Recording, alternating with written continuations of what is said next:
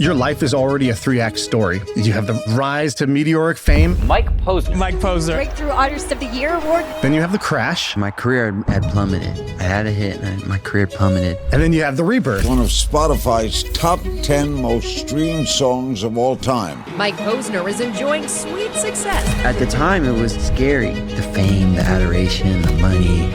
Really the fame. Really the fame. Yeah, the money and all that other stuff was nice, but it was the fame, man. So what I'm supposed to do is ask you to walk me through that, but I already know that story. So I said, what am I actually curious about? And it's why you would climb Everest, why you would walk across America. What's the philosophy that drives somebody to do those things? I've never been asked that before. Okay, let me try to tell the truth. I feel like I can rule the world. I know I could be what I want to.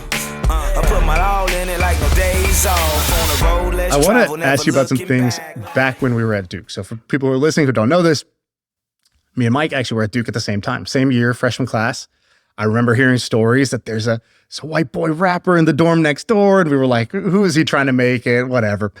Didn't really think too much of it. And then I suddenly started to see a couple of interesting things. The first interesting thing I saw was that at some point I opened up my laptop and I went to iTunes and I saw you at the top of iTunes, but it wasn't the top of iTunes. It was the top of iTunesU. And iTunesU was like this little part of iTunes that was like for lectures. In Silicon Valley, we call this a growth hack. Sometimes you got to be clever and you got to turn your disadvantage to an advantage. Can you teach me about this? Because I've always known half the story. I didn't know the full story. Yeah, absolutely. So I was a giant hip hop fan. So I started rapping when I was 8, got to Duke, 12 years later. And I started to sing. But really, I was singing almost from a hip hop perspective. I'd use these complex rhyme schemes, polysyllabic rhyme schemes. Even in my first hit song, Cooler Than Me, it's got a complex rhyme scheme. So, you got designer shades just to hide your face. So it's not just the last syllable of that rhymes, shades and face, but also designer rhymes with hide your. This is a rapper thing, right? And so I was combining hip hop with melody in a way that I thought was dope. Right. I thought was cool. And I hadn't heard anyone do it before, really. And so I started to share my music, and I was getting a little bit of traction on these hip hop blogs, which were important in hip hop at the time. Blogs like Two Dope Boys, Nah Right, even Kanye's blog, which is a really big deal at the time. And this is an era of piracy. So everyone, you probably remember when we were at Duke, we did not pay for music, So you'd go on LimeWire, BitTorrents, that whole thing. And so I knew no one was going to pay for my music because we weren't paying for Kanye's music. We weren't paying for Jay-Z. The artists we love the most, we were stealing their music. So no one's going to pay for my music because no one knows who I am. So I understood that.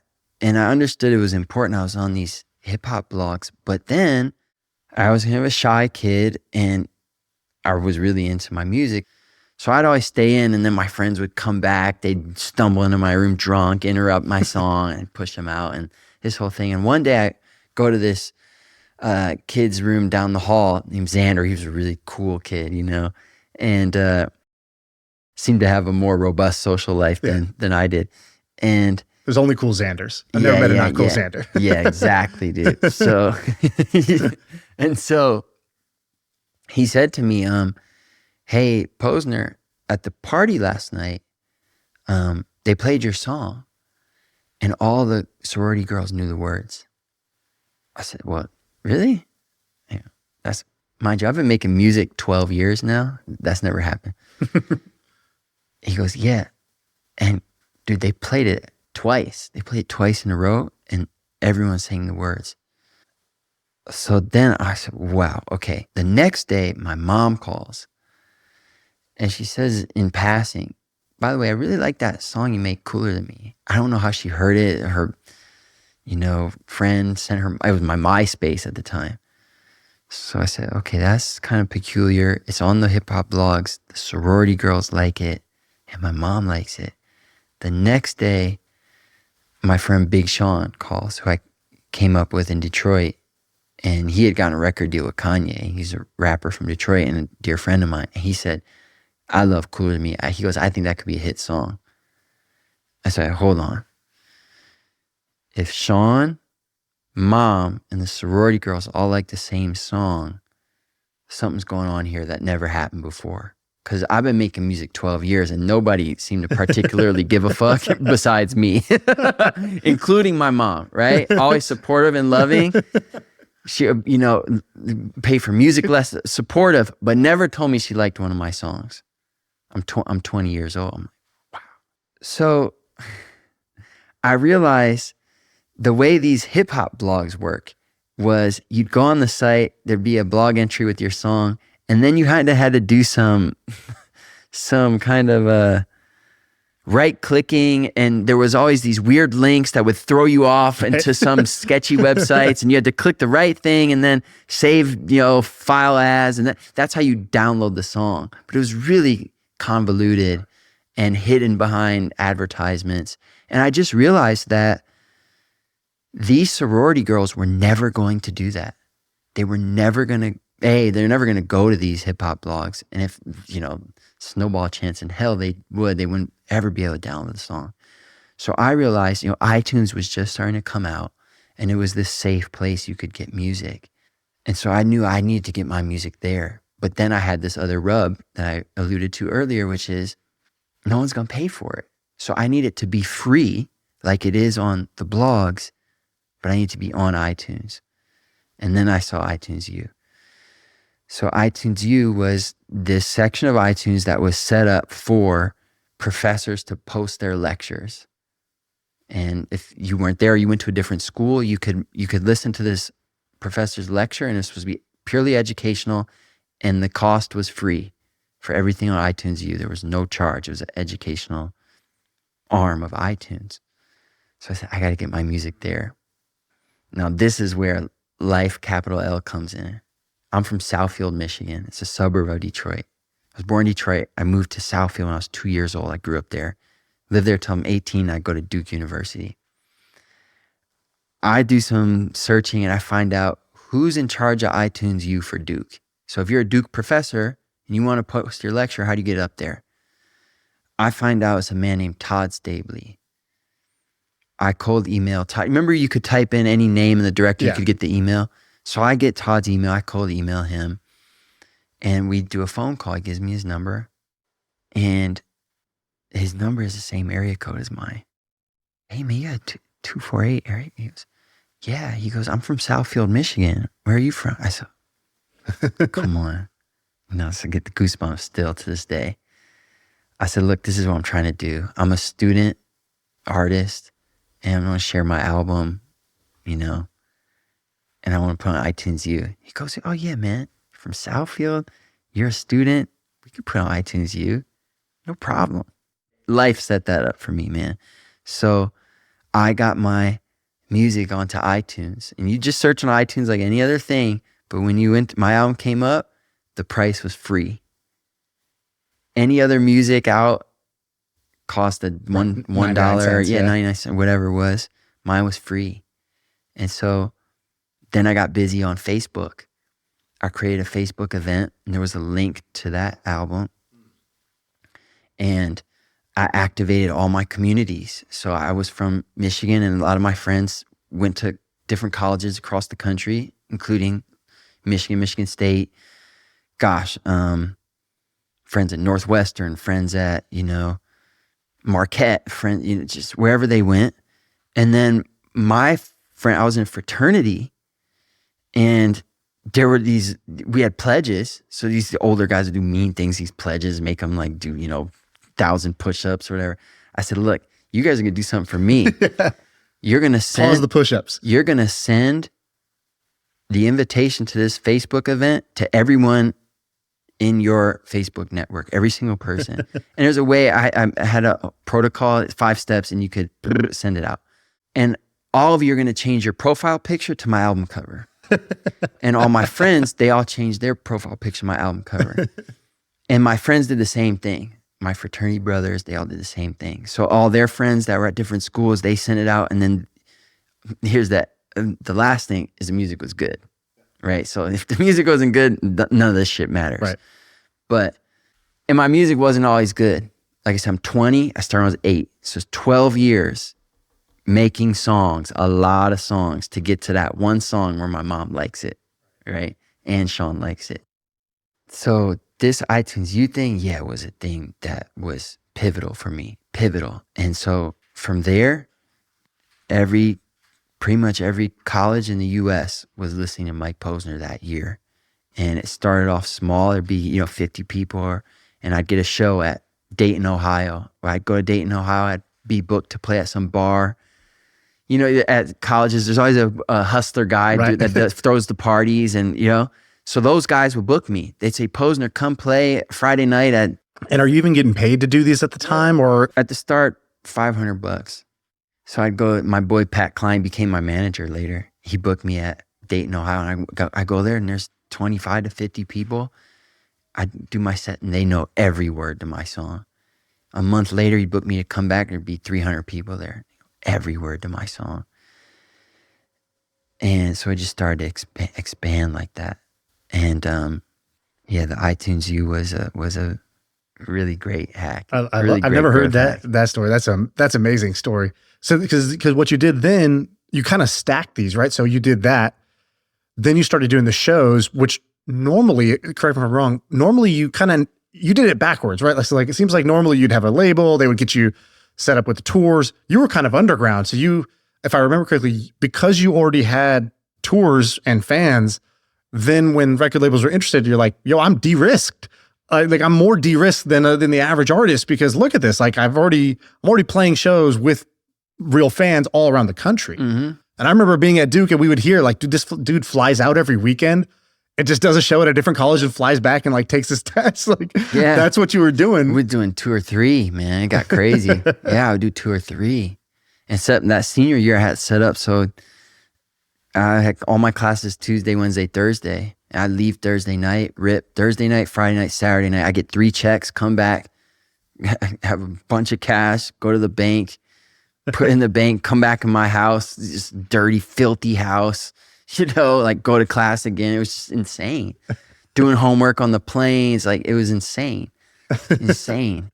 It seems like one of the unique things about you is like you may not be the best rapper or the best singer or the best kind of beats producer guy, but because you're good enough to be dangerous on all 3, you were able to be like a one-man machine that was able to get a bunch of practice reps in and get, keep trial and error where you weren't dependent on somebody else's time or somebody else's interests or tastes or whatever. Is that fair? No, I don't think so. How would you say it? I would say, I'm definitely not the best singer. Definitely not, I can't dance or anything or do any cool runs. But I'm a damn good writer. Writer. Okay. That's like your A+ skill. People connect to me, I think, because of the writing. I can't. If I did American Idol, I'd lose. Right? I can sing, but not. Well, one of the things that inspired me when I was doing the research was that at some point in the middle of your career, so not like before he made it, but like actually after you had the initial burst of success, it seemed like I read something that you went back and almost like took music lessons and singing lessons and enrolled in a college. And you said something like, I'm in this class and I'm not the best singer in the class.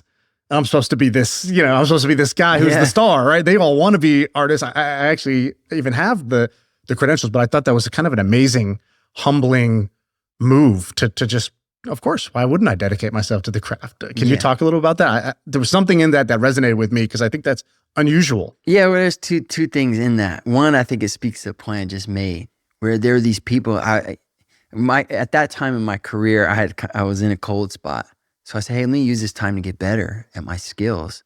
And if I'm being honest, I don't know how to play. Like, I had a hit song, but I didn't know how to play guitar. I didn't know how to really sing. I was a rapper who had started singing.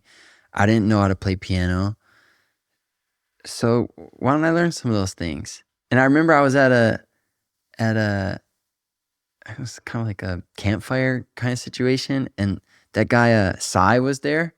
Remember him? Yeah. Open Gangnam Style. Yeah. And Tori Kelly was there, and they were passing the guitar around the fire. And Tori Kelly sang this song. It was so beautiful. And then I had just written a song that day. I wanted to sing it. And I said, could you play the guitar, these chorus, the thing? And she's trying to do it for me because I couldn't play the guitar. And I really wanted to sing my song, but I couldn't do it. and it didn't really work. And I remember leaving, I go, that's stupid that I can't do that. That's never going to happen again. I'm going to learn to play the guitar. I need to be able to sing a song at a campfire, you know? So that's one part of it, you know, it's this lesson to go, hey, you know, being an artist is about, it's similar to being a human. It's about growing. It's about being a better artist than you were a year ago. And you can always, your relationship to the music deepens, or the art, any art form deepens your whole life. Art is not like the NBA, you know? It's not like you peak at 30 and, you know, you can't jump as high anymore. So no, this is a lifelong thing. You can always get deeper. So that's part A. But then part B was, I realized kind of to the point right before this point was, I'm in a singing class. I took Berklee School of Music online. There's these great singers in there. And I was like, you know, in the bottom quartile of that class, but I was a successful recording artist, and those people all wanted my job. And I realized I had something that most people don't, which is my writing, but I have a way of connecting. The music I make, whether it doesn't matter, music is not about hitting the high, it's like life. It's not about hitting the perfect note or doing the run. It's about, does this part of my humanity speak to that part of your humanity? I'm raising my hand and I'm taking my clothes off out here and it's vulnerable and going, this is what it's like for me to be a human. Anyone else? And if I do a good job, someone else hears it and I'm so glad you said it, because that's how I've been feeling for years and I didn't know how to articulate it. And now I don't feel as alone. That's what an artist does. And so I realized in that singing class, I already know how to do that. I can add colors and refinements and make things more sophisticated by, you know, adding to my skills. But at the end of the day, even if you got no skills and you can do that, you're a great artist. You're a great artist. Well, I love your music videos for this reason. Like, now that you say it, when I think about when I became a super fan of yours. Like sorry, by the way, that's why you're a great artist. We talk about the beginning. You always say, I'm a little lowercase artist. No, you're making the thing and it obviously connects with other people. You're obviously following your own curiosity and going, hey, I'm making a thing that, there's a million podcasts in the freaking world, dude, right? But you're doing something in a way that connects with other humans. And you're not doing it because you're doing it by trying to connect with yourself and connect your own creativity and curiosity to the art you're making, or the you know, the pieces that you're making, whatever you call them. And so, yeah. And by the way, I used to approach it very differently. I used to approach it very analytically, logically. Duke kid, right? Like, you know, there's a certain set of skills that get you into Duke. And those skills were, I was trying to sort of map the market out and the opportunity. Where's the white space? And my coach, my trainer, who I've mentioned before, he's like, the white space is you, bro. He's like, the product is you pushed out. That's it. Take yourself, turn yourself inside out. Whoever resonates with what you are, that's your target customer. You don't need a market study, right? Who are my customers? The people that love what I do. And he just flipped it on its head. And I was like, dude, you're speaking a different language to me. Different. I've never seen this in a book, but I started to put some faith in that. And that's when I did the podcast. I was like, what's the podcast supposed to be? It started off as only interviews. And then we would just get on the podcast sometimes, just shoot the shit about, dude, did you see this app that did this? It was just me pushed out. That's what I'm actually interested in. So I just started talking about it. Yep. And then all of a sudden, it was getting a different result because there was only one of those, because there's only one of me, right? So that was a big lesson to learn. Yeah. That sounds kind of obvious and almost like a fortune cookie, but it takes courage. You got to go do it. It takes courage. Yeah. And you have to stumble upon it. Yeah. You had to do the other thing. So yeah, it has to be stumbled upon. I had this line on my song that said, I'm in the yoga class headband now. People say I'm off brand. How? I am the brand. Therefore, anything I do is on brand now. I'm on brand now. Yo, it's like, I look at my heroes and that's what I am now. People got attached to a version of me because it hurts when they see a person who's free. And I'm so grateful for all these lessons. Twice as much money, half the possessions. no drugs, now the vision's clear. All my gold jewelry just disappeared. That's the universe telling me to start switching gears. The deeper the human, the deeper the songs. I saw all of this 3 years ago. It's almost like it was me reading my poem. Yes, yeah, it's I like that. How'd you get on the radio? Because that's a black box. Like, how'd you even figure out how to get on radio? Yeah. Oh, the thing I was going to say to you before was, the music industry has completely moved that way. So these days of a record label are, hey kid, you got talent. We're going to develop you for 6 years. Like, that doesn't happen. And now it's even more so. You only get a record deal if you already have an audience. So that no longer is, the responsibility of the label. That's now the responsibility of the artist. And there's so much data now, right? So labels can be really prudent. I'm going, hey, that or that, right? Okay, you asked about getting on the radio. So I graduate and I sign a record deal and I'm making this new album. I'm starting to work with bigger producers. I'm working with Benny Blanco and making these songs and thinking, when I do my first real album, not an iTunesU album, it's going to be big. And I'm starting to make all this new music. And the original Cooler Than Me used to have this line in it. It used to, at the end of the verse, would say, "You're so vain, you probably think that the song is about you, don't you? If I could write you a song to make you..." Right? I don't know if you remember that. I remember that, yeah. Is that not still the song? That's the one I remember. It's not. And most people don't know it that way because we went to then go clear it because that's a Carly Simon song. You're so vain. So this was this 2 lines in the verse. We got to go clear it. We said, hey, I use this part of your song in my song. I want to give you credit for it. Can we work out a deal? Her representative said, no problem. We'll just take 80%. Or maybe a 70 or something. Like, dude, it's 2 lines of the verse. So I had to change that, right? First thing I had to go, behind Jamaica, nobody knows who you really are. Who do you think you are? So we had changed that out. And then I'm thinking that I'm going to make this new hit song with Benny Blanco. It's like brand big thing because I have a record deal now. And when I play the new version of Cooler Than Me without the Carly Simon, my record label they say, it's not as good. It's not as good anymore. So I think we should use one of the new songs to be your first real single. Cooler Than Me's now been out for 2 years to us college kids. I'm in New York City. I'm about to go to some meeting or studio or something, hang out with a friend. And my manager says, we got to do a meeting with this radio promoter. His name is E&C. We need to do a meeting with this guy. His job is he gets songs on the radio. And usually the label's supposed to do that, but we need to pay him to do it ourselves. I said, I don't want to go to that meeting. I want to go to the studio. I'm an artist. You go to the meeting. He goes, this is more important. I go, no, it's not. He says, yes, it is. I said, why? Well, Cooler Than Me's your first single. The label doesn't know it, but I know it. This is my manager, Daniel Weissman. I said, Cooler Than Me is old. It's 2 years old. It's been out 2 years and everybody has already heard it.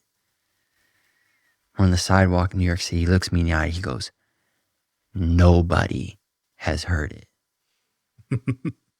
I said, I'll go to the meeting. We go to the meeting. We hire E&C. I think we paid him, what was it, $5,000, $10,000, and he's going to get the song on a few radio stations. No guarantee how much they're going to play it, but he said, I can get it on a few stations. So he gets on a few stations, and this thing starts catching on. People are calling into the station. We like this song. It was before Shazam, really. But they have some way they test it. The tests are going crazy. And these few stations, Patty Moreno in Sacramento and Shorty, they start playing the song 50 times a week. That's a lot. And then DJ Reflex in LA, Power 106, he plays the song. It does well here. So it starts catching on here. Now the label calls and they go, we told you Cooler Than Me is your first single, dude. What a great idea, right? And that's what labels are great at. He's not so great at starting fires, but if you can start a fire, they got a hell of a lot of gasoline. So they go in hyper mode, do their thing, start getting it on all the other stations, and that was how I got on the radio. And at that time, the radio mattered. Yeah, it still matters, but you win Spotify and get on the radio, or you win YouTube and you get on the radio. Then it was the opposite. I told you I get more out of the research for these than I do the interview sometimes. And at first I got discouraged by that because I was like, oh man, it's kind of anticlimactic. All the fun was in the foreplay, not the real thing. We're going to change that. We're going to change that today. But then I got excited. I was like, oh wait, that means when I'm doing the research, look for the gold, because there's usually like one thing that I'm like, wow, that alone made this worth it. This whole trip worth it. And so for me, that was this one, which was about, I guess, making art or making songs. It was, do you try to make a hit?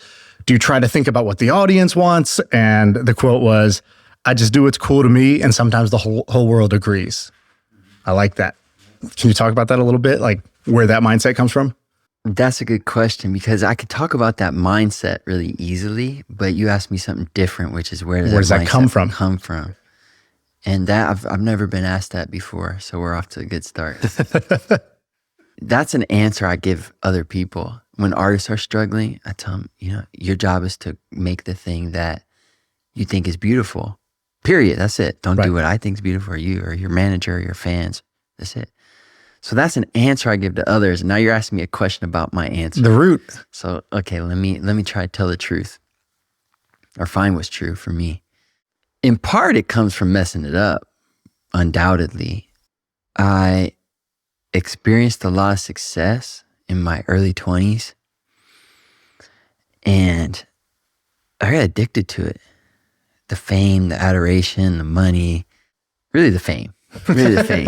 Yeah, the money and all that other stuff was nice, but it was the fame. One of those had a higher high than the rest. That freaking fame, dude. It's like, whoo.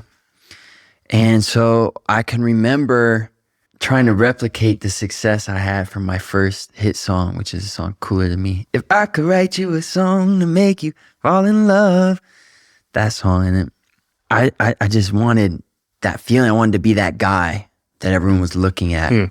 And so I can remember going in the studio and going, I want to try to make a hit, make something everyone else likes.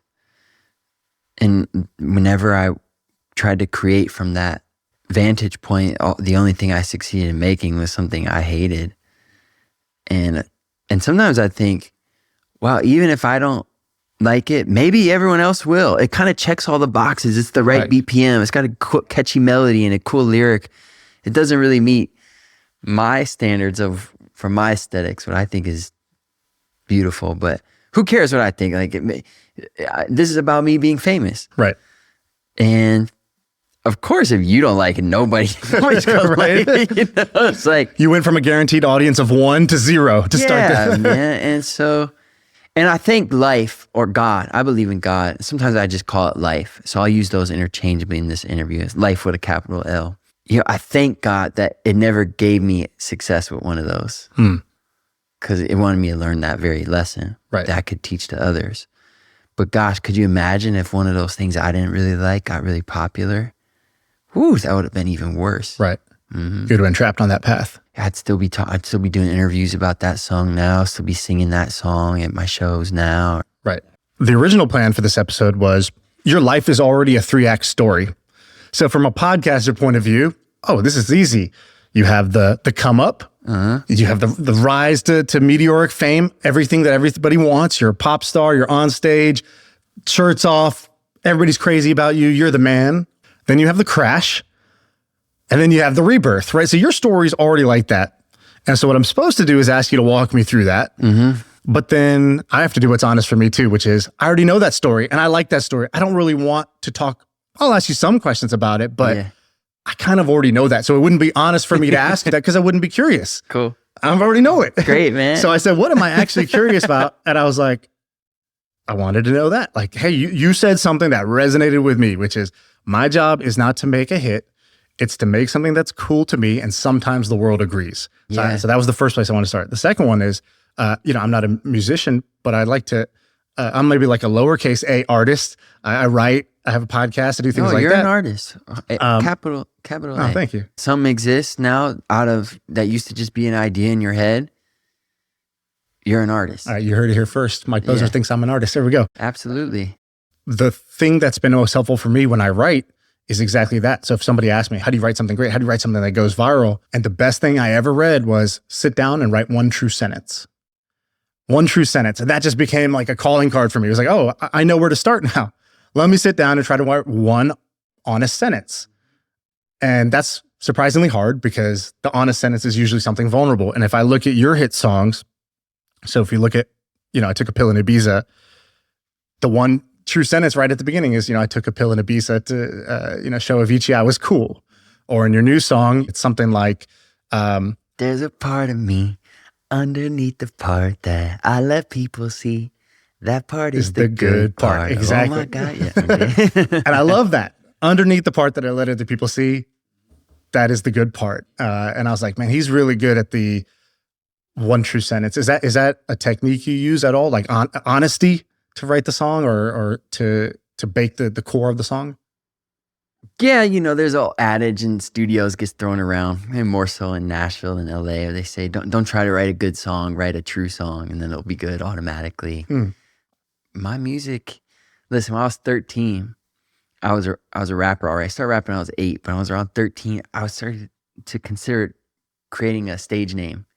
And I'd go 6 months. I remember I had this rapper name, it was Acrimony, and then I had this other name. 6 months later, I threw it out, and I go, my name from here on out is MCMP, right? The world will know, MCMP. And I was about 13 and a half. Yeah, like AIM screen name status. Yeah, exactly, exactly. And I had this thought to myself. I said, my music isn't an act. The stuff I write even then was just what was happening in my life. It was real to me. So I shouldn't have a stage name. I should have my name. And I said, I'm going to go by Mike Posner. That's my name. And that's who I am. And who I am in life is who I am in my music. This came back one other time. It was almost 20 years later. It was right when I wrote I Took a Pill in Ibiza, because my career had plummeted. I had a hit and my career plummeted. And I was known, as you know, for doing kind of frat songs and party songs. I had this, upbeat dance success song, Cooler Than Me. And then I wrote I Took a Pill in Ibiza. And it's this sad singer-songwriter song on the guitar. Which most people don't know. Yeah, the original was this. And I thought, dude, like whatever is left of my career will be destroyed by, and what is funny now, but at the time it was horrifying. It was scary. It will be destroyed by me making such a drastic change in my music. Like, none of my fans that liked what I did before will like this. It's so different. And I started contemplating again, maybe I should change my name for this project. And I remember thinking, maybe I'll change my name to The Truth.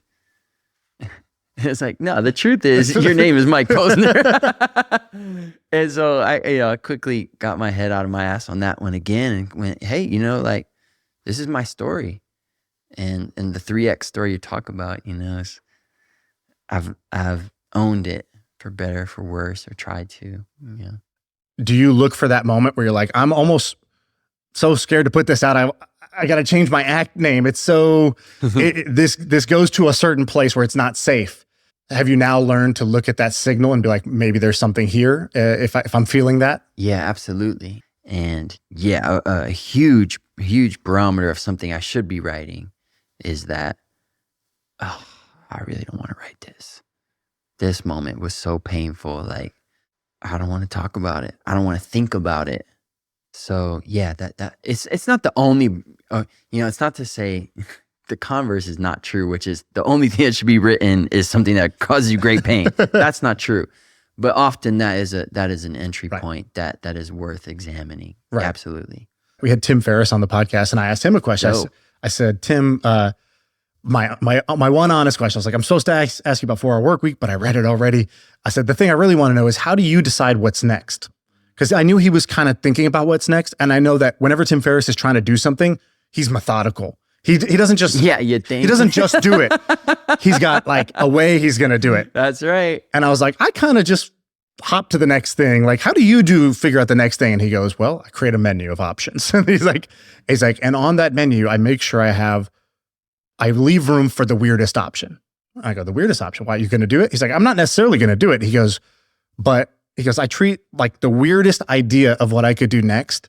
This is not what I normally do. This is not what I'm known for. So if you're still around, you must have, I actually need to overweight you as an option for me. For you, when you try to figure out what's next, like whether it's the next song or the next project, like writing a book, how do you decide where to apply your talents? What's hard now is choosing what not to do. That's the hardest part, is killing things. And on paper, I'm maybe doing too many things right now. I'm writing my book intensively every day. A lot of time alone in my computer. I'm putting an album out. We're expanding our business in a lot of different ways.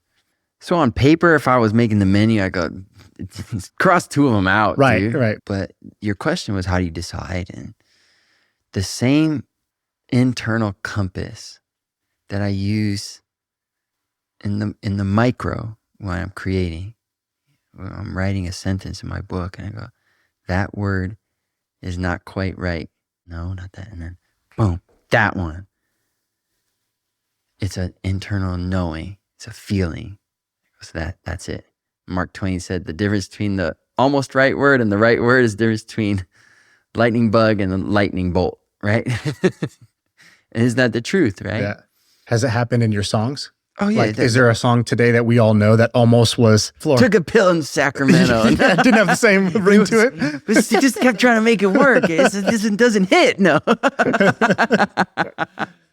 No, but just in the song, same way. A lot of times in the production, gosh, that's not the right snare drum sample.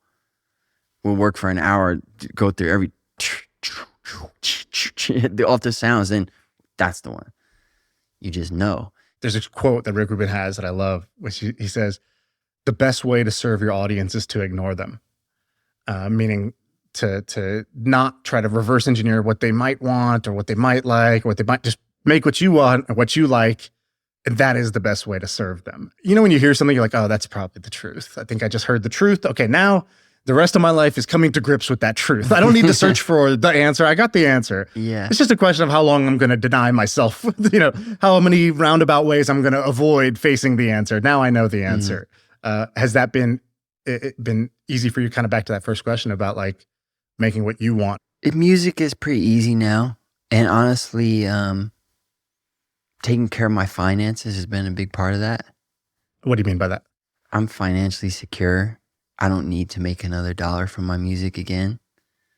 So logically, I was able to just at some point in the past, talk to that part of that voice in my head and go, hey, dude, like, you never need to make a song that you don't want to make ever again. You never need to be in the studio with a person you're not a fan of ever again. Ever. And that made me a much better artist. And I live in Silicon Valley. There's people with more money than God out there, and they don't feel like they have enough. I know a lot of people who have enough, who have made the last dollar they will ever spend many times over, but they still do things to chase more. And they don't like to say they're doing it, but if you watch people's actions will sort of speak where they're devoting their talents to. What was useful to you to coming to peace with having enough? Was it as simple as I wrote down how much I needed and how much I had, and the logic part of my brain solved that?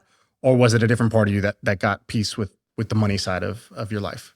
Both, twofold. So I had, the analysis where they do a Monte Carlo or whatever. It's like, you spend this much or this many more years, you'd be okay.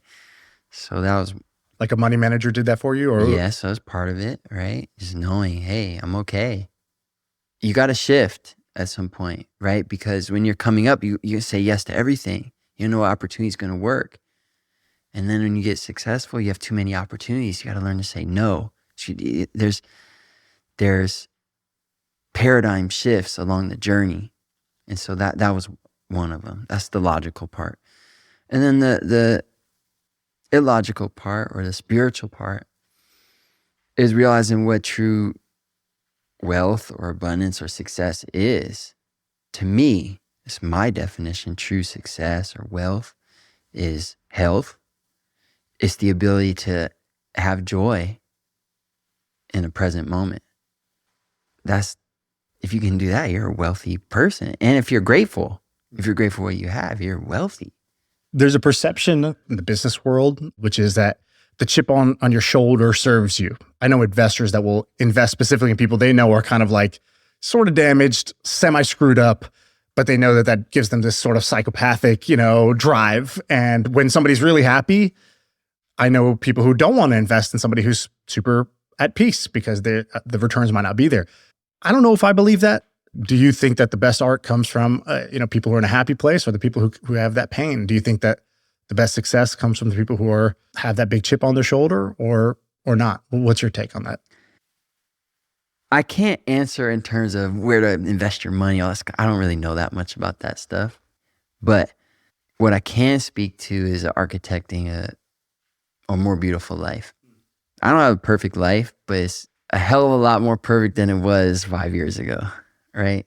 So what I can say is I don't want a life that is hyper successful in the vertical of work and finance, and a desert wasteland in the areas of passionate intimacy, faith, spiritual growth, friendships, fun, physical health, giving back.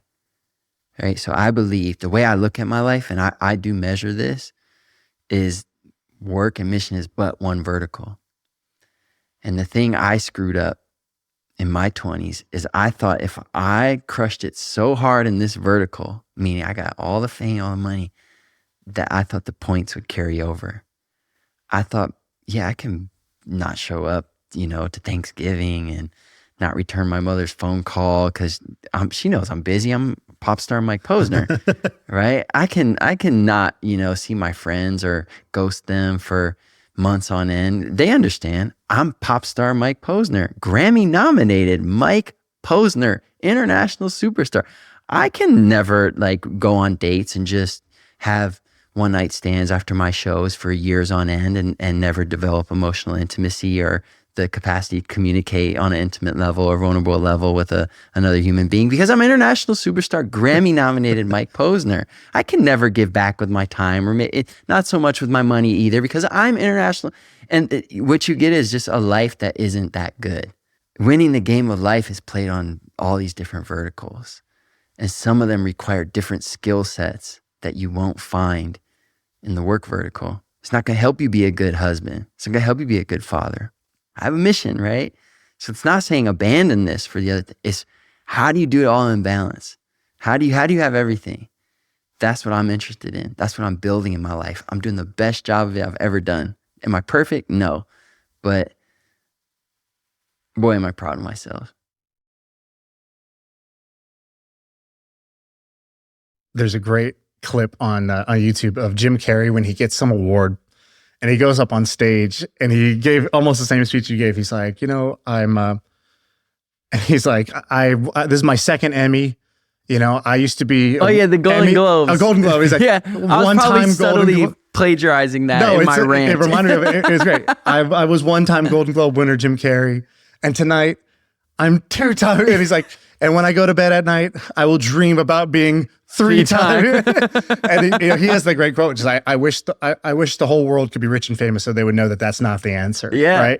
Right? You got to taste that. Mm-hmm. And you found out yourself that's not the answer for you. And doesn't seem like it's the answer for most. I have this goofy analogy that I want to ask you about. So do you ever watch the show Survivor? When I was a kid, I watched it. Okay, so I'm one of the doofuses that is still watching it in season 47. What's going on with you, man? Okay, so we all have a thing. I got my thing. Some people got weird things. This is mine.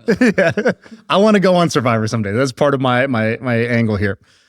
But there's this thing that they do on Survivor, which is, I think, a good analogy for life. So in life, in Survivor, the best thing every player wants is the immunity idol. It's this one thing that if you had it, you're safe. You can finally relax.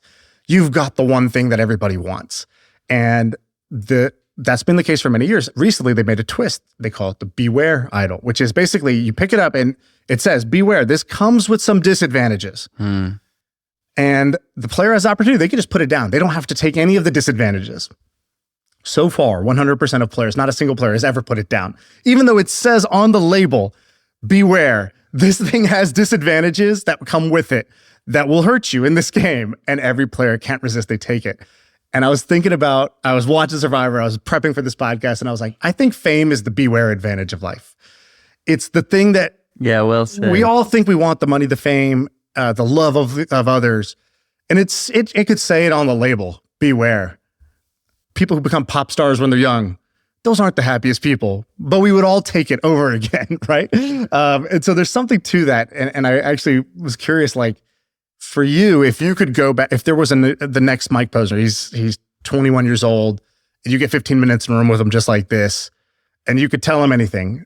I'm curious, what would you tell him? And do you think he would listen? You know, my smiles don't result from good things, they result in good things. You have sovereignty over your own emotions and the way you respond to and interpret every event of your life. And life, I think Naval Ravikant says, life is a one-player game, right? And you need to exercise and practice that sovereignty. You need to develop rituals that give you the best chance of enjoying your life to the fullest and being the joy in life. Not waiting for something good to happen so you can feel happy. Being happy so something good will happen. Not waiting for someone to do something nice for you so you can feel good. Doing something nice for someone else to make them feel good. And then you feel good, by default.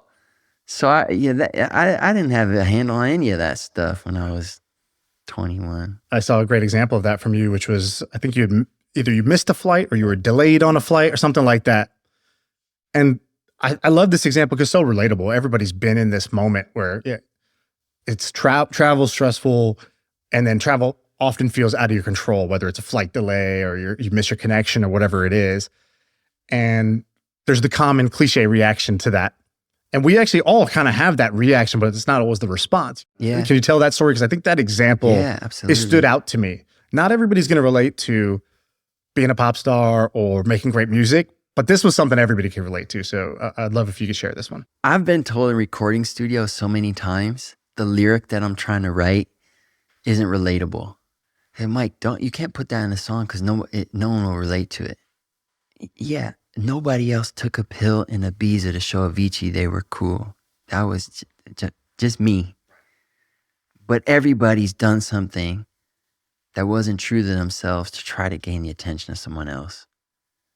And so the lyric on the surface is unrelatable. The emotion underneath the lyric is universal. And the same thing with all these stories, my life is my life. I'm the only guy I know that got nominated for the Grammy, walked across a continent and climbed Everest. And I did that by design, right? Because I wanted to be the only guy. I wanted to have a life that was cool to me and unique to me. And part of it was ego that like, hey, I want to be unique. But also I wanted my life to be inspiring to me. But every element, every one of the stories we share today, whether it's a story from you or a story from me or Survivor or what have you, has human emotions underneath that are universal. So the story you're talking about is, I did a post. I never talked about this. This is a podcast world premiere.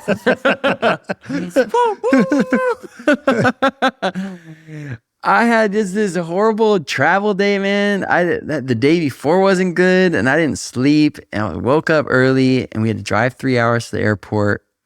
We're in Colorado, and there was an accident on I-70, and we just got in this traffic jam, and we're in the car 7 hours, missed the flight, and it was just, I was feeling sorry for myself. It was just stuff was bothering me in other parts of my life. It was a bad day, man. I didn't feel good physically, emotionally. Everything was off.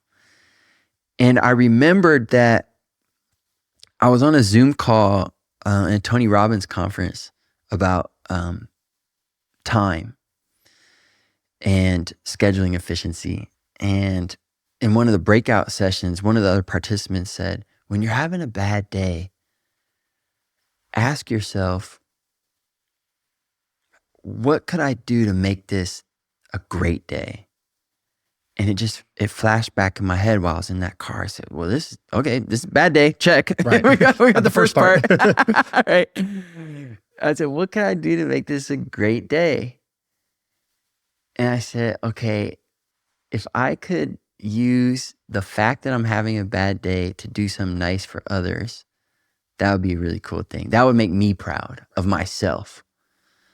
And so I called my assistant. I said, yeah, this is all messed up. I was missing family time.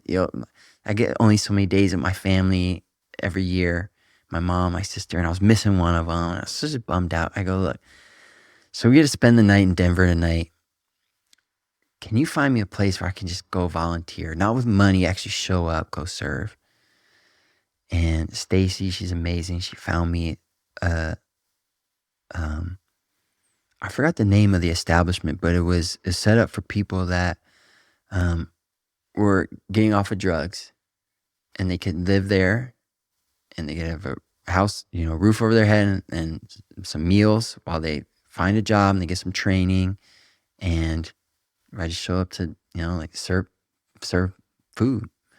And when I showed up there, I was still tired. I physically had a headache, still all the same things. But I was just proud. I said, hey, I used my suffering, my having a bad day as an excuse not to go to bed, not to complain, not to take it out on somebody else, but I used that as an excuse to do something good for someone else. So I did alchemy today. I turned my suffering into service. I turned my suffering into connection. And that pride I felt in myself, because I would usually not do that. I would usually have a pity party in the hotel and look at my phone. It just gave me all this pride. And I say this, when I speak a lot, true happiness comes from growth. True happiness comes from growth. It doesn't come from getting everyone to like you. It doesn't come from getting the most followers. It doesn't come from $1 million. It doesn't come from things going the right way for you, It comes from playing a part in the evolution of your own soul. So it's saying, hey, I usually do things this way. What if I did something this way? And that day, I can truly say, was one of the best days of my year, without a doubt. I went to bed proud. And by the way, so much energy. Yeah, there's certain things that take energy that seem like they take energy, but actually give. It's like going to the gym. You're tired, you don't really want to go to the gym, but you go to the gym, suddenly you have energy. Yeah. It's like, wait, how'd that math work? It was supposed to take energy to go work out, but I have more than I had when I started. Right? It doesn't make any sense, but it does. To anybody who's ever done it, makes perfect sense. It makes sense, because if I would have stayed in the hotel room and played on my phone, I would have got more and more tired, because I was engaging in an activity that I knew I don't care about. But when I engage in an activity that I know is going to do something to make my soul grow, there's unlimited energy. So sometimes doing more is easier than doing less. Sometimes a hard goal is easier than an easy goal. Right. My trainer, he told me this story once that I love. It's very similar to your story just now. He came to our workout in the morning, and he's beaming. And he's always a happy guy, but I could tell a little extra pep in the step. What's up, man? Hey, man, what's going on, dude? I thought I was looking like more fit or something. I didn't know what the reason was. I was secretly hoping it was me. But then he goes, well, for the last 9 months, I've been driving around with like an expired license. And he's like, I didn't want to go to the DMV, so I avoided that pain. But then every time I drove, I was paranoid all the time that I was going to get pulled over. And then if I got pulled over, it was going to become this mess. And so he's like, there's always a little anxiety that was eating at me. It's like, so today I woke up, I just decided I'm doing it differently. So his thing is always just do it differently. So do it differently than you used to do it in the past. That simple thing. So instead of trying to do things perfectly, just do it differently. Mm-hmm. And you do that often enough, you end up getting pretty damn close to perfect. And so he goes, I did it differently. What'd you do differently? And so he's like, all right, where's the local DMV? He Googles it, and Google, it shows you the star ratings. And like, imagine a DMV's star ratings, right? Like there's no DMV on earth with a 5-star review, right? So it's like 1.5. That experience was stellar. Yeah, exactly. So it's like a 1.5 star experience. He's like, oh man. He's like, oh, the reason I haven't been going, I've been dreading the DMV. And I love this because it's like everybody dreads the DMV. So I love this. he looks at that 1.5 star and he goes, okay, but I'm a sovereign being. I don't have to have a 1.5 star experience. That's the average experience. I'm going to have a 5-star experience. How do you have a 5-star experience? It's not by going in there and them giving you 5 stars, just by you walking in a 5-star customer. So he gets in his car, he drives to the DMV, no appointment, walks in, proud, happy, excited, opens the door for some lady, it helps these people. Hey, why don't you guys go ahead of me? Instead of everybody in the DMV rushing into line, you guys go ahead. Yeah, have fun. And then the lady he was joking around with while he was walking from the parking lot in, turns out she works at the DMV. She sees him on the inside. She's like, what are you here for anyways? He's like, I've been driving around this expired license. I've been so stressed out about it. But I said, today's the day. She goes, you're right. Today's the day. Come over here. Cuts the whole line, gives him the thing. He doesn't have to take the test, gives him the license. He walks out of there like, under 30 minutes with a 5-star DMV experience. And 5-star. And so he took that and he was like, yo, this is like watching somebody part the seas. It's like you have seen an act. If you didn't believe in manifestation before, if you didn't believe that you control your experience before, like, well, look what I just did with the DMV. I love that story. So I always held that one as like, yeah, you get to choose. You get to choose your experience. And like, I also like that message of like, don't expect the world to be giving you this 5-star hospitality. 5-star, like you be a 5-star customer and watch how the universe sort of responds to you. I love that. So I thought you would like that. Yeah, like that thanks one. for that story, dude. Yeah. I want to remember that one. That's good. I want to ask you about some things. You mentioned Benny Blanco. I got to ask you because I'm really fascinated by these people who are the influencers of the influencers. They're the people who unlock creatives in some way, or they just have this like really high hit rate. What's going on? What are they doing differently? And we don't know the answer. He was telling me, he's like, oh, I read some shit. He like, he tries to create a safe space. He kicks people out of the room. He lights candles. I was like, okay, I got to ask Mike about this. What's Benny Blanco's superpower? What does he do well that has enabled him to work with guys like you and get kind of great results? From my perspective, it's what you did, but it's the intangibles. It's not the type of candle. He really has a gift for making artists who are a fickle bunch, right? Can easily get scared, kind of like exotic birds, get scared, or like, we're sensitive in a good way. We pick up on things that other people don't. And then we can write about it and help other people to see that. We see divine in the mundanity.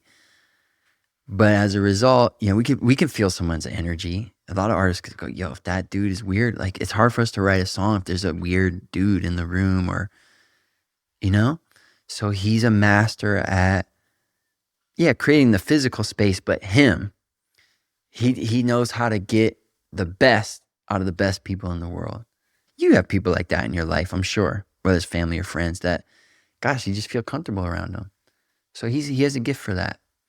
And he also has great taste, and his superpower, one of his superpowers is that. And he's also really fun to be around, Right. And like, I'm really driven, type A. When I first worked with Benny, he was the first person I did a real studio session with, where it was in an actual recording studio. I'd written songs with Big Shaan in my basement, but I'd never gone to a studio. And I was always like, man, we got to work hard. And at that time, I'm paying by the hour for the studio. We got to make the song. Let's go.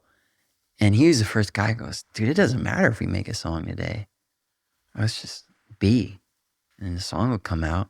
And if it doesn't, it'll come next time, So he taught me how to collaborate. He taught me a lot about, and hopefully I do that for other artists now too, other people when I collaborate. But yeah, he has a gift for that. I'm obsessed with these videos that are like, some guys love the Roman Empire or whatever. Mine is like watching the making of these songs, because there's so many of these on YouTube. You've got a bunch of them on YouTube. It's like, this grainy footage, and you can hear them play the lick for the first time, and they're like, oh yeah, I like that. And it's like, that's the song.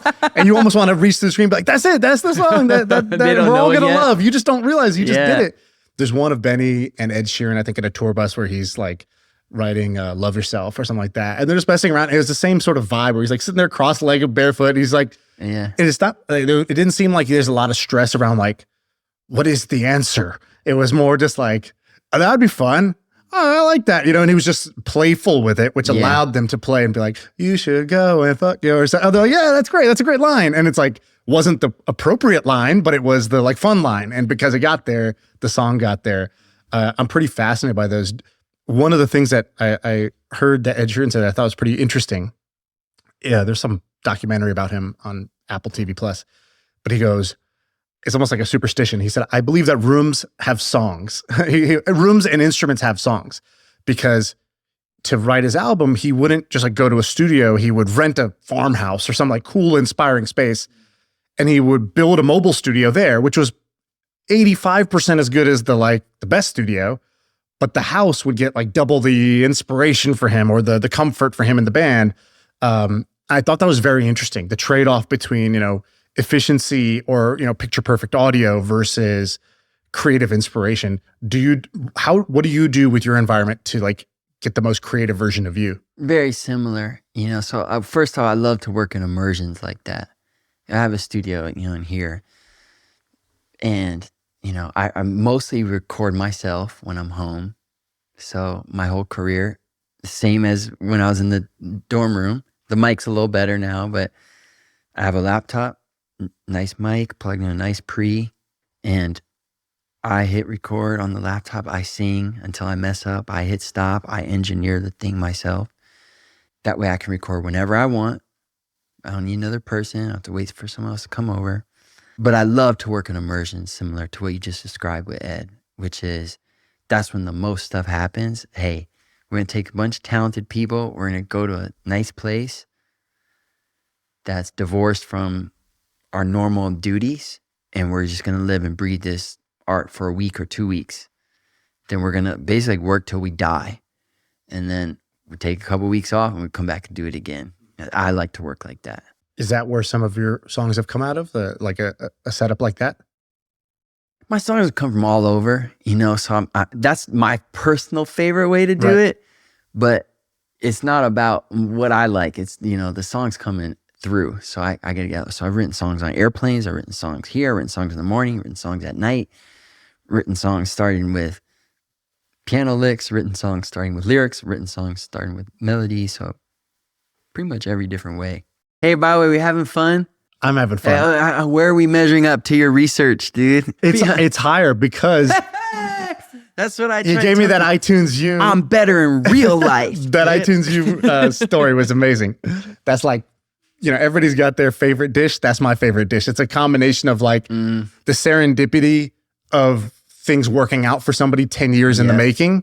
Like, I love that. Everybody who's trying to do shit, you want to hear stories that, after 10 years, then it starts to work out. There's something we all need to hear those stories. But then also, you did engineer it in a way too. Like, you weren't a passive observer to some lucky circumstance. Like, you took steps to like, observation, let me double down on that. And you did things that there's no textbook to say, make your pledges, change their profile pictures, and invite people, but it makes sense at the same time. So I love that story. Thank you. I want to ask you about the walk, but also the walk or Everest or the silent meditations, but I bucket them all under one philosophy, which is do hard things.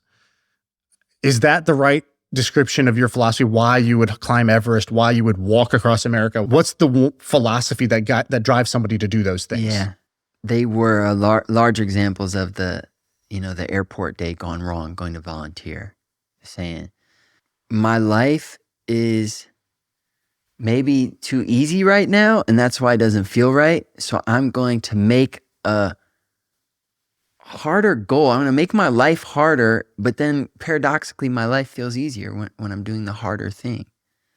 So they've hit on a lot of themes that we touched on today. And I think that's true probably of walking across the U.S., climbing Everest, and doing some longer meditation retreats. Can you take me back to one of them where you were? Life is easy, but doesn't feel quite right. I don't have the same level of joy I should be having on paper. And then the decision, what the voice said that made you go do one of those. Can you walk me through that? Yeah, with the walk across America, I was at a friend's jewelry shop, and someone across the room said, My friend just walked across America. And it was like a tractor beam. I went, "Grr." I said, what'd you just say? He said, my friend walked. I go, you can do that? I said, I guess he did it. No one else cared about it. Like, what's up with you, man? You know? And I said out loud in that jewelry shop, I'm going to do that one day.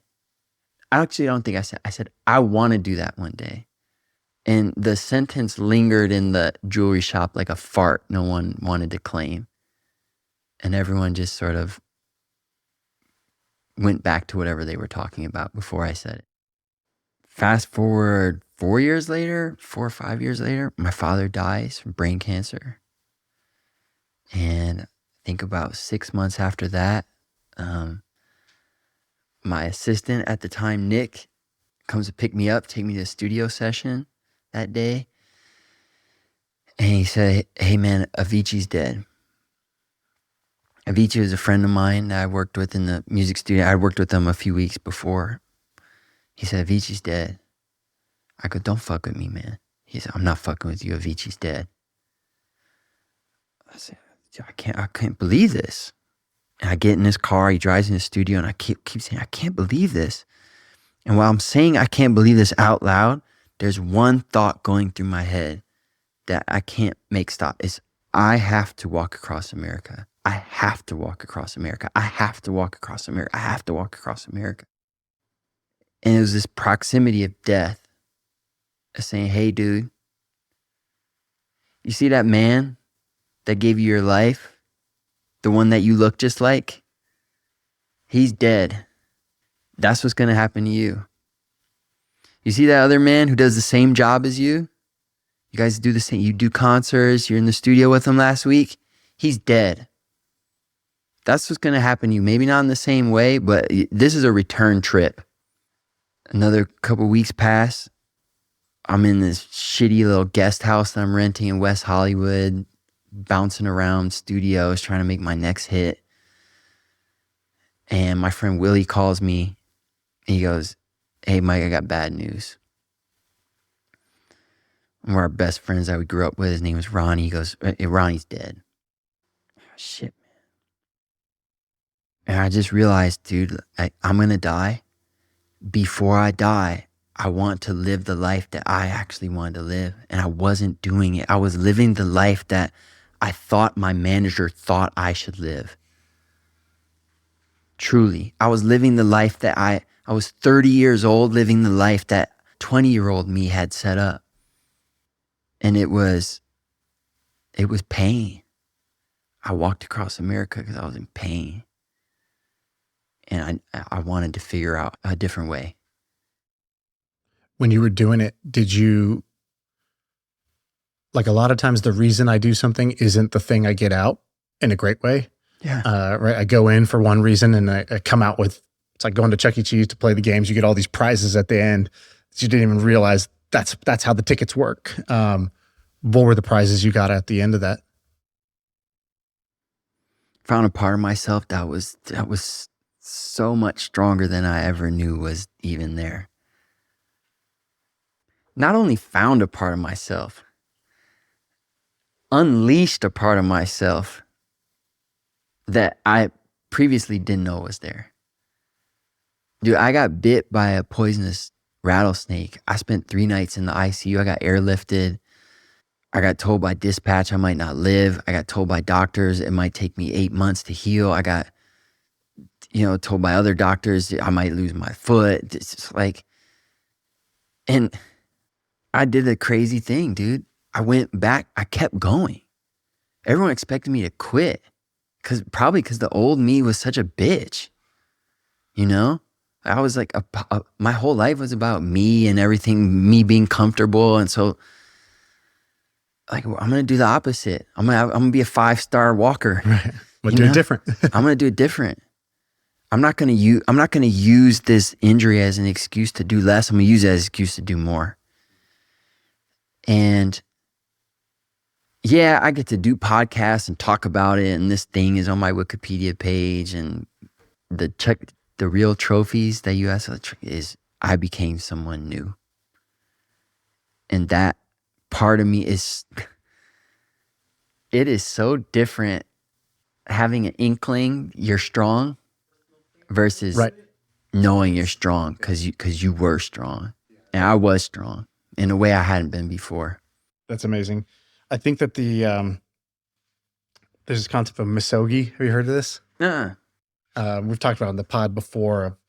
This guy, Jesse Itzler, came on. Oh, I love Jesse Itzler. He's a good friend, man. Yeah, so Jesse I'll came do on. anything for Jesse Itzler. I like that. For real. He's one of my, like, I don't ever use the word like mentors or heroes or anything, but like I call them blueprints. Yeah. So I look for people who live interesting lives. Yeah. That I'm like, oh, that could be, I like the way that house is laid out. Yeah. Maybe I could steal some of that blueprint. Same. He's that for me too. And by the way, a friend, spent time with him off the record. Yeah. He's that guy. Yeah, that's actually something I always wonder, because on the podcast you always see people's, hopefully he's best. That guy, dude. 24/7. I've been with him. I watched him with his kids. He's that guy. So he has this idea of Kevin's rule, and he's got the misogi, which is like misogi is like the one grand challenge a year, one ambitious hard thing you're going to do, whether it's super physical or it might be some other thing. Like I have mine, which is, can I go 24 hours straight without a complaint in my head? That's my misogi. It's harder for me than an Iron Man or anything like that. That's dope, dude. I want to try that. But too. That's a superpower. Not in your mouth, in your head, dude. Yeah. That's anybody can not say it, but I'm saying it to myself. It's the conversation I'm having in my head is the big one all day. So good, man. And so what a goal. I'm really working on that. And it's so funny. You see it. You're like, and actually, you're a Tony Robbins guy. I'm a Tony Robbins guy too. He said a phrase which made me realize how important this was.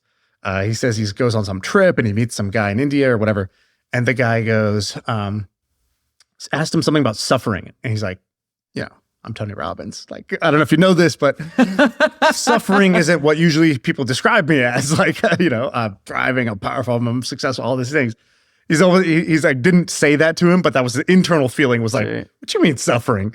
And he's like, well, I just saw you kind of yelling at your guy over there. He's like, well, no, he wasn't doing his job. And so I had to, immediately, demand the performance.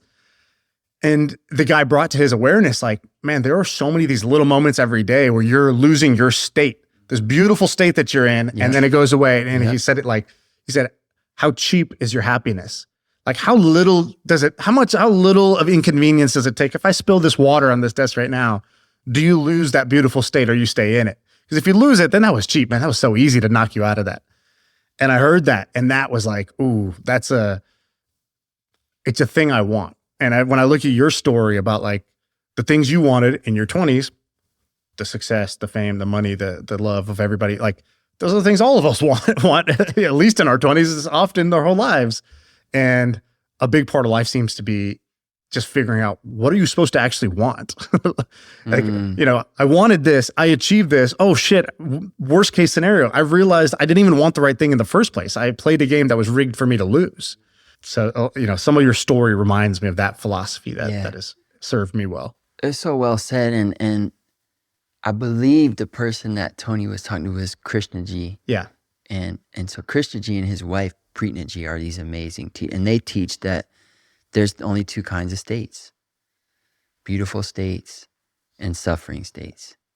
And there's all different types of suffering states and types of beautiful states: joy, laughter, calm, serenity, or pain, depression, self-pity, you name it, right? But there's really only two states. And so I think what all of us really want is to have more beautiful states, less suffering states. Right. And so we're talking about tools to get there. What do you want? That's what you want, I think. Right. The problem is we convince ourselves that we want the middleman. We think the promotion gives us the beautiful state. Well, yeah. The achievement gives us the beautiful state. Anything you want because you think it's going to give you a better state. Right. And maybe it will momentarily, but the trick of the game is, hey, you don't have to wait for the thing. Right. Feel it now. Feel it right now. And if you can win that game, you've won life. Right. Right. And so nobody's perfect. I don't know anybody. You know a lot of these guys too. Well, we just met, so now you know. One. Right.